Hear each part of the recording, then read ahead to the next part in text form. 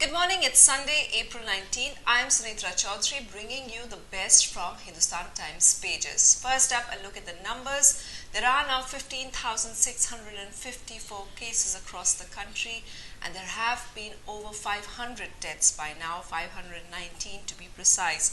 Our top story, if you've been wondering when travel will be restarted and whether it will be at the end of the lockdown on May 3rd, May 4th, well, you have to perhaps wait a bit longer. Those who attended the group of ministers meeting told Hindustan Times that one particular date that they're looking at to start air travel is May 15th. However, there's no confirmation of this yet, and at the moment it is just a suggestion that was made at that group of ministers meeting.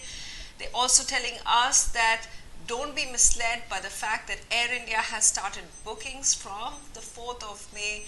Travel restrictions are the last ones that are going to be lifted because of the fear that mass travel will spread the disease even more.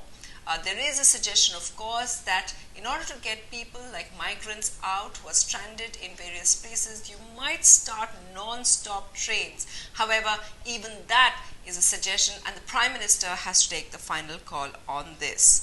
Now a look at the analysis of the data of the hotspots and which ones are going to be lifted tomorrow. Of course, April 20th is when we see easing of restrictions. But if we just look at the hotspot, and Hindustan Times has done an analysis of that, it shows that 50% of the cases are just in 15 districts. Remember, we have more than 700 districts across the country, and this kind of concentration is perhaps akin to the kind of concentration we see in the US as well, where 33% of the cases are just limited to New York.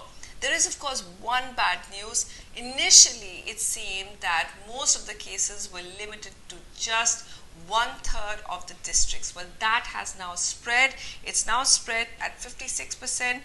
406 of the total districts of India are now impacted with COVID-19. Remember, we expected it to increase, and this is where we see the exact kind of increase according to government data that has now been provided. Well, as we reported earlier in the week that Delhi had a target of conducting 20,000 tests in just 5 days because they want to ramp up the testing. The number of cases in Delhi had been increasing. It seems that Delhi has fallen short. They've only been able to conduct about 4,060 tests so far in those 5 days. They say the fact that there is a lockdown, that the restrictions of movement have meant and have been blockers in carrying out this target that they had set. What they're also saying is that perhaps they're going to conduct these tests in set-up places like hotels and other places, all dharamshalas, to conduct these tests, which will make it much more accessible for people. Meanwhile, ICMR has also redone its guidelines on conducting rapid testing. The next story that we have for you is that of an ICMR study into hydroxychloroquine. Remember, that's the drug that's being looked at with a lot of hope internationally as well. Trump called it the wonder drug. Well, ICMR in India has been doing a two-pronged study into the effects of hydroxychloroquine. One, into whether it can prevent COVID-19, and second, into whether it can be used for treatment as well. While the full results of the drug test will come out in 2 months, what they say is that they did notice some side effects in the people who are undergoing that test. They saw that it showed abdominal pain in healthcare workers who are part of this study that is going on in ICMR. And finally, as we said, travel is out, so a lot of holidays are going to be out for a long time, and that's why Kerala's houseboats, they're iconic. That's where many people who travel to God's own country go and stay.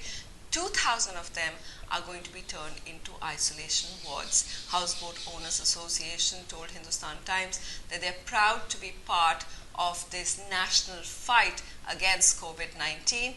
Kerala is especially scared because they are now preparing for any kind of expats. UAE, countries like UAE have said that they might send citizens back, and a huge chunk of the expat community in UAE are from Kerala, and that's what they're bracing for. Those are the news updates for today. Keep tracking HindustanTimes.com.